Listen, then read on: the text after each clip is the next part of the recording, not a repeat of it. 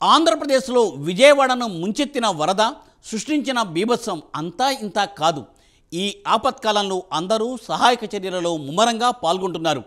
అధికారులను ముందుండి నడిపిస్తున్నారు సీఎం చంద్రబాబు. స్వయంగా ప్రొక్లైన్పై చంద్రబాబు వరద ప్రాంతాలను సందర్శిస్తున్నారు కూడా. మీకు అండగా మేమున్నామని బాధితుల్లో భరోసా కల్పిస్తున్నారు బాబు. స్వచ్ఛంద సంస్థలు కూడా సహాయ కార్యక్రమాల్లో విరివిగా పాలు పంచుకుంటున్నాయి. సినీ రంగం నుండి అయితే పలువురు విరాళాలు కూడా ప్రకటిస్తున్నారు. ఆహారం, తాగునీరు అందేలా చర్యలు కూడా తీసుకుంటున్నారు. రాష్ట్రంలోని వివిధ ప్రాంతాల నుండి ఆహారం, దుస్తులు విజయవాడకు తరలిస్తున్నారు. బాధితులను ఆదుకోవడానికి అందరూ ఆపన్నహస్తం అందిస్తున్నారు. దీనిపై ప్రైమ్ 9 స్పెషల్ స్టోరీ ఇప్పుడు చూద్దాం.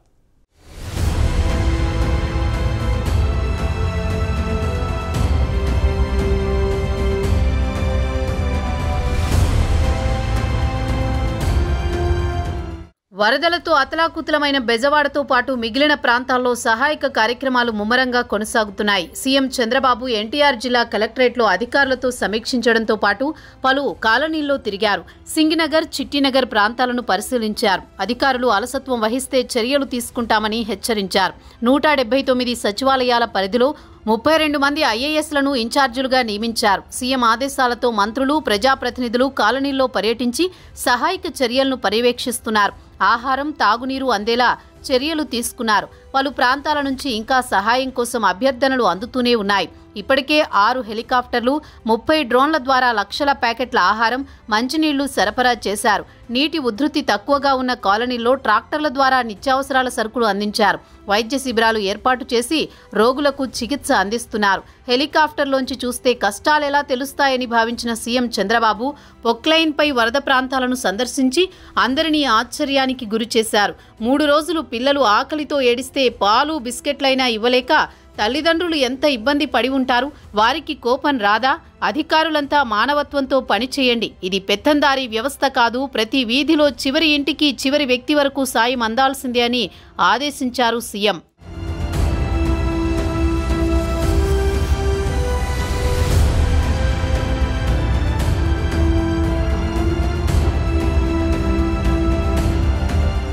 హెలికాప్టర్పై ఏరియల్ సర్వేకు వెళితే వాస్తవ నష్టం, బాధితుల కష్టం తెలిసే అవకాశం లేదు.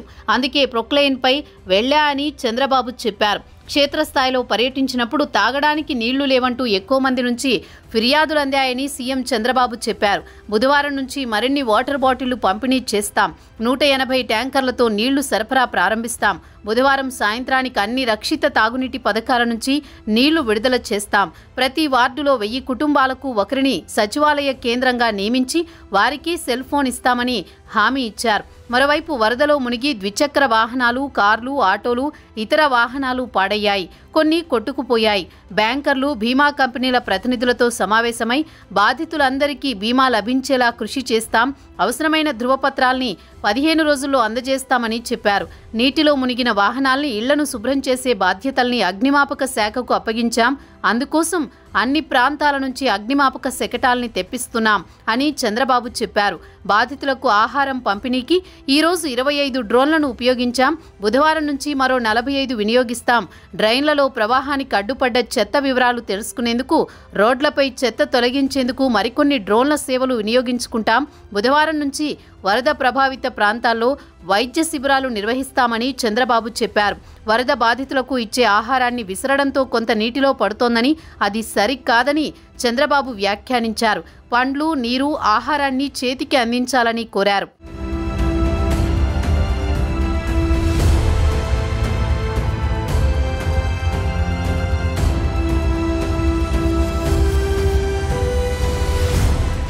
మరోవైపు ఉప ముఖ్యమంత్రి పవన్ కళ్యాణ్ వరద బాధితులకు భారీ విరాళం ప్రకటించారు.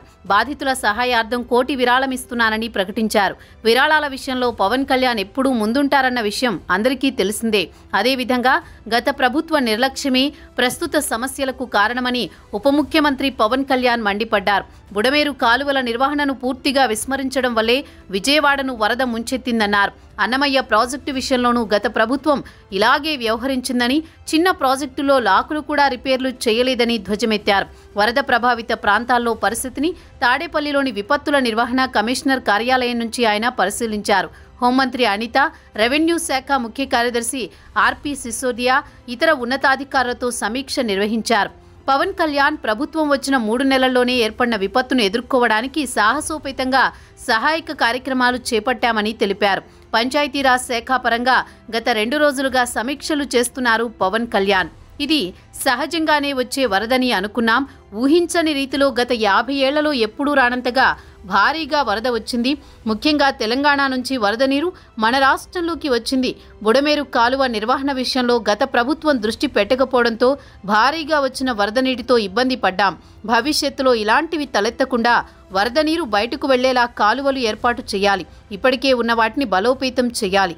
దీనిపై సీఎంతోనూ చర్చిస్తామని పవన్ కళ్యాణ్ అన్నారు.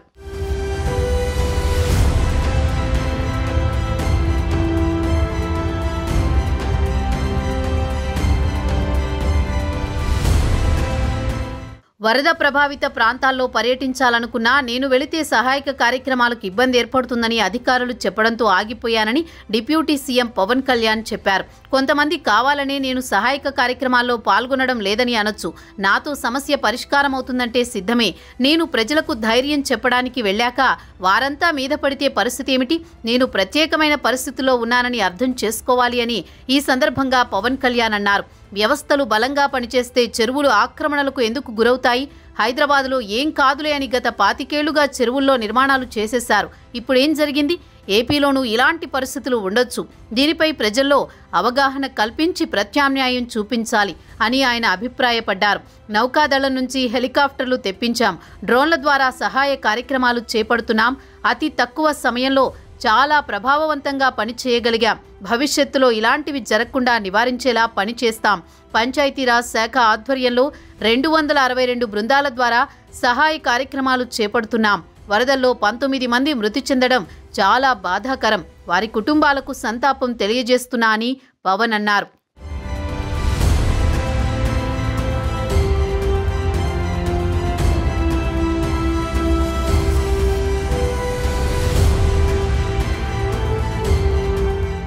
మరోవైపు వరద బాధితుల కోసం విరాళాలు, సహాయాలు పెరుగుతున్నాయి. తెలుగు సినీ రంగం నుంచి పలువురు విరాళాలు ప్రకటించారు. విపత్తుల సమయాల్లో ఎప్పుడూ ముందుండే మెగాస్టార్ చిరంజీవి 2 తెలుగు రాష్ట్రాలకు చెరో 50 లక్షలు విరాళంగా ప్రకటించారు. అదేవిధంగా బాలకృష్ణ, జూనియర్ ఎన్టీఆర్ 2 రాష్ట్రాలకు కలిపి ఒక్కొక్కరు 1 కోటి చొప్పున విరాళాన్ని ప్రకటించారు. మరో కథానాయకుడు మహేష్ బాబు 2 తెలుగు రాష్ట్రాల సీఎంల సహాయ నిధికి 50 లక్షల చొప్పున విరాళమిస్తున్నట్లు తెలిపారు.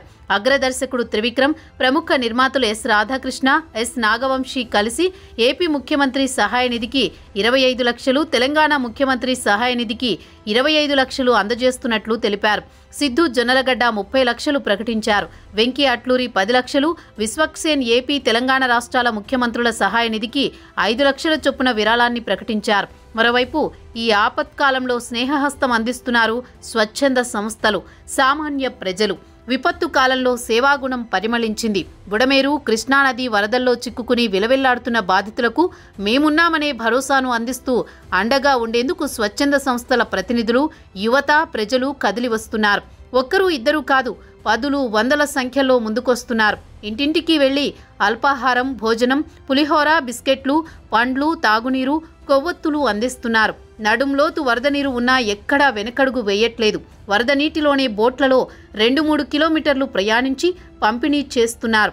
వివిధ జిల్లాల నుంచి వచ్చిన ఆహార పదార్థాలను విజయవాడ ఇందిరాగాంధీ మున్సిపల్ మైదానానికి తరలిస్తున్న అధికారులు వరద బాధితులు త్వరగా కోలుకోవాలని కోరుకుంటున్నారు.